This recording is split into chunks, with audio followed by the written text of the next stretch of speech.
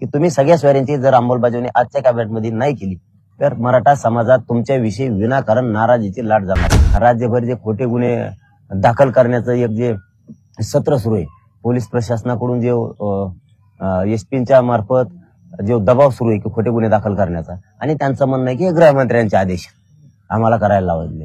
त्यामुळं माझी सरकारलाच आता शेवटची विनंती की तुम्ही तुमच्या अधिकाऱ्यांना सांगा, विनाकारण खोटे गुन्हे दाखल करून मराठा समाजाचा नाराजी तुमच्या अंगावरती घेऊ नका, आणि सगळ्या सोयऱ्यांची अंमलबजावणी मात्र आपल्याला करावीच लागणार आहे आजच्या कॅबिनेटमध्ये।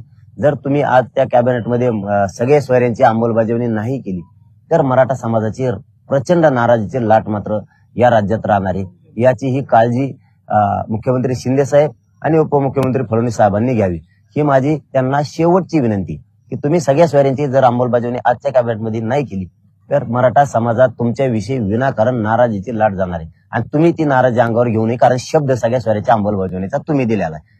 ही माझी मुख्यमंत्री साहेबांना विनंती।